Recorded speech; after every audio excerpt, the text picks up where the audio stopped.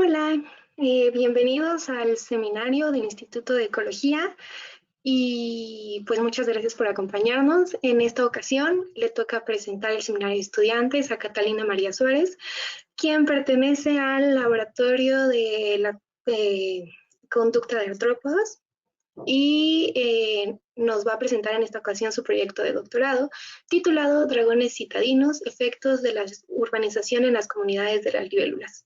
Y pues bueno, sin más que agregar, le cedo la palabra a Catalina. Vale, muchas gracias y muchas gracias a todos los asistentes por estar presentes hoy. Bueno, como ya mencionaron, el día de hoy les voy a hablar un poco sobre mi proyecto de doctorado que pues busca evaluar los efectos de la urbanización sobre las comunidades de libélulas. Entonces, para comenzar, sabemos que el aumento exponencial de las poblaciones humanas ha generado un crecimiento desordenado y descontrolado de muchas ciudades a nivel mundial, lo cual ha traído consecuencias ecológicas sin precedentes. Evolutivamente, la urbanización puede ser considerada una fuerza selectiva importante, ya que genera cambios en el ambiente relacionados principalmente con incrementos en la temperatura, alteraciones en el ciclo del agua y altos grados de contaminación. Estos cambios afectan la distribución de las especies y, en consecuencia, aspectos relacionados con su evolución, ecología, morfología y conducta en particular. Las especies pueden responder a la urbanización de dos formas principales. Por una parte, pueden persistir en el lugar modificado con ciertas adaptaciones que les permitan soportar estas nuevas condiciones, o se pueden desplazar en busca de hábitats con mejores condiciones. En este último escenario, estos desplazamientos se van a ver reflejados en cambios en la composición de las comunidades, tanto en los lugares perturbados como en lugares aledaños a estos. A este respecto, se han realizado diferentes estudios en donde justo se encuentran cambios en las composiciones en la composición de las comunidades, justo en comunidades que están enfrentando algún grado de urbanización. Estos trabajos se han realizado principalmente en plantas y vertebrados como aves o peces, y en los últimos años se han comenzado a realizar en algunos grupos de insectos. Dentro de estos insectos encontramos los odonatos, comúnmente conocidos como libélulas y caballitos del diablo. Este grupo de insectos es un grupo de insectos acuáticos con cerca de 6.300 especies descritas hasta el momento. En México encontramos dos subórdenes de odonatos, anisópteros y zigópteros, que se encuentran muy bien diferenciados tanto en su morfología como en su ecología y en patrones conductuales. A pesar de la sensibilidad de estos insectos ante cambios en los diferentes tipos de ecosistemas que habitan, tanto acuáticos como terrestres, es importante resaltar que es muy común encontrarlos dentro de las ciudades, lo cual nos está indicando que pues, estos insectos están soportando aspectos típicos de un entorno urbano, tales como altas densidades de poblaciones humanas, altos niveles de producción de desechos relacionados con la presencia de áreas residenciales y comerciales cercanas a sus hábitats, la presencia de islas de calor asociados con la presencia de carreteras y otras superficies impermeables, gran cantidad de vegetación introducida y altos niveles de contaminación del aire.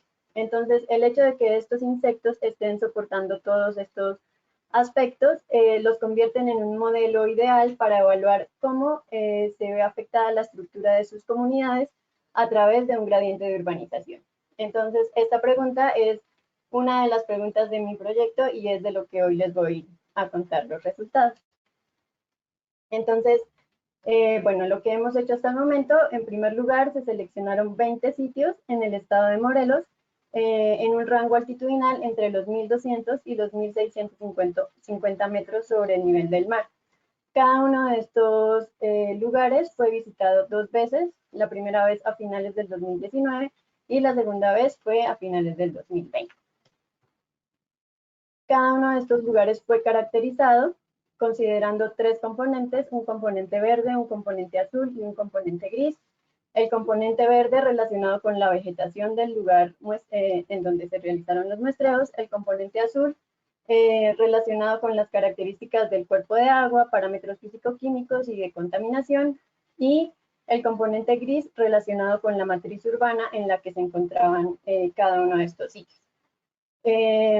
Con cada uno de estos componentes, bueno, utilizando todos estos componentes en conjunto más bien, se calculó un índice de integridad de hábitat que de ahora en adelante llamaré HII,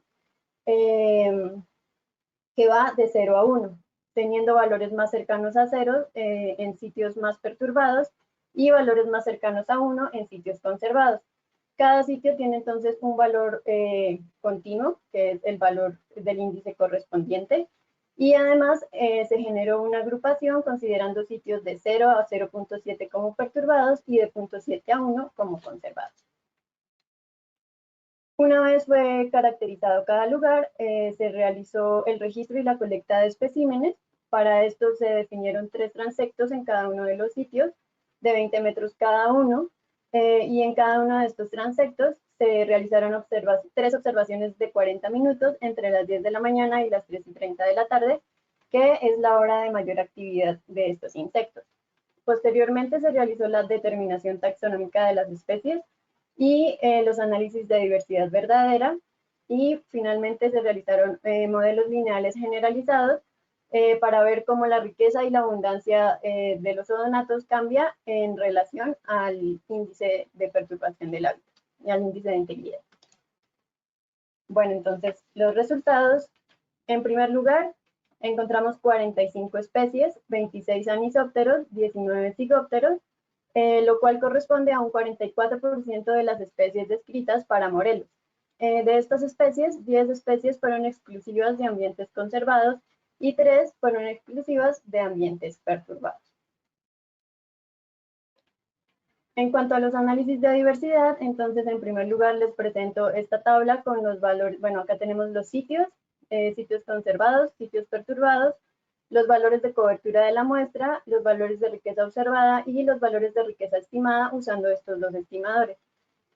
Observamos que pues en todos los sitios los valores de cobertura de muestra son mayores a 0.9, por lo cual para los posteriores análisis de diversidad los valores que utilizamos fueron los valores de riqueza observada. Bueno, en primer lugar les presento este perfil de diversidad, donde en el eje X tenemos el orden de diversidad. Recordemos que la diversidad 0 se refiere a la riqueza, es decir, al número de especies encontradas en cada una de nuestras comunidades. En naranja observamos las comunidades perturbadas, en azul las comunidades conservadas. Luego mostramos la diversidad de orden 1, que se refiere al número de especies comunes en cada una de las comunidades, y la diversidad de orden 2. Entonces, por ejemplo, para los sitios conservados tenemos un número promedio de especies, que es nuestra diversidad alfa, de 21 especies en total, de las cuales 10 son comunes y 6 son las más abundantes.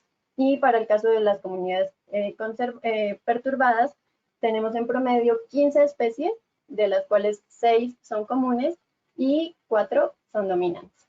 Haciéndole un zoom a esta parte de las especies dominantes para identificar efectivamente cuáles son las especies que están dominando en cada una de nuestras comunidades, tenemos entonces estas curvas de rango de abundancia, donde en el eje Y observamos las abundancias de las especies, y lo que observamos es que tanto en sitios perturbados como en sitios conservados, las especies dominantes son zigópteros, mientras que las especies menos abundantes y en algunos casos exclusivas para cada comunidad son anisópteros. Acá tenemos un perfil de diversidad parecido al anterior, pero acá la diferencia es que no estamos graficando el número promedio de especies, sino el total de especies, la diversidad gamma para cada una de las comunidades. Entonces, al igual que en el perfil anterior que les mostraba, observamos una mayor cantidad de especies en sitios conservados. Y ya para ver como estas diferencias en mayor detalle, entonces vamos a observar los modelos lineales generalizados que nos permiten ver esta variación de una forma continua y no entre grupos. Entonces acá tenemos las gráficas de los modelos. En el eje X tenemos el índice de diversidad y en el eje Y tenemos o la riqueza o la abundancia de odonatos, según el caso. Presentamos los valores de P para el índice de diversidad, también entre años, si encontramos diferencias entre años, y el valor de R cuadrado de nuestro modelo. Entonces, estos análisis se realizaron para todos los odonatos y también se realizaron aparte solo para anisópteros y solo para zigópteros.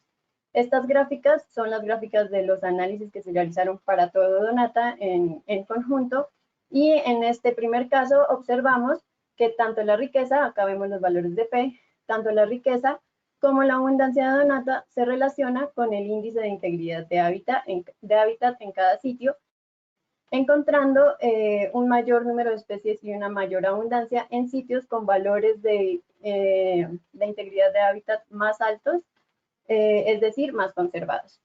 Y sin embargo, no encontramos diferencias significativas en la riqueza registrada en cada año, pero sí en la abundancia, encontrando valores de abundancia mayores en el año 2019, que fue nuestro primer año de muestreo. Bueno, cuando realizamos estos análisis solo para Anisoptera, encontramos que en este caso no hay una relación ni en la riqueza ni en la abundancia de Anisoptera con el índice de integridad del hábitat, y al igual que en el caso anterior, no hay diferencias significativas en la riqueza registrada en cada año, pero sí en la abundancia, encontrando otra vez mayores abundancias en el año 2019. Y en el caso de Zygoptera, analizado aparte, encontramos otra vez que tanto la riqueza como la abundancia se relacionan con el índice de integridad de hábitat, pero y en cuanto a la comparación entre años, encontramos otra vez que no hay diferencias significativas entre la riqueza registrada en cada año, pero sí en la abundancia, encontrando otra vez mayores abundancias para el año 2019.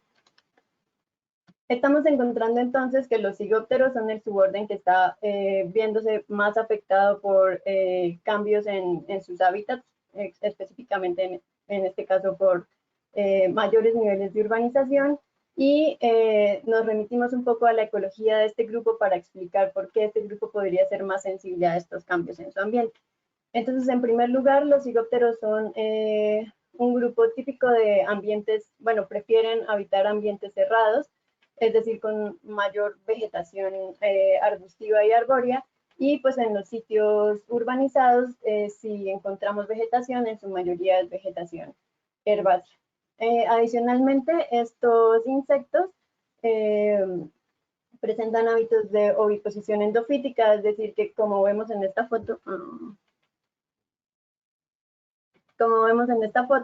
ponen sus huevos dentro de las estructuras de las plantas, entonces también están dependiendo mucho de la vegetación circundante de los cuerpos de agua que habitan. Adicionalmente, dentro de esta suborden se encuentran muchas más especies de especialistas que generalistas, y comparados con los anisópteros presentan también una dispersión mucho más restringida. Todos estos factores, y tal vez otros que no estamos considerando hasta el momento, pues están haciendo a este suborden un poco más sensible ante los cambios en su ambiente. Bueno, y ya para terminar, entonces es importante resaltar por qué este tipo de resultados son importantes. Entonces, pues ante la crisis de la biodiversidad que estamos enfrentando actualmente, todos los estudios que involucren conocer la vulnerabilidad de las especies, pues nos va a permitir finalmente responder cómo las actividades antrópicas están afectando la biodiversidad y cuáles factores particulares generan estas respuestas en las especies. Entonces, a este respecto, Delange y colaboradores en el 2010 proponen que para estudiar la vulnerabilidad de cualquier especie se tienen que tener en cuenta estos tres aspectos: la exposición a un disturbio, que en nuestro caso particular sería la urbanización, y sería una parte que ya hicimos check, pues.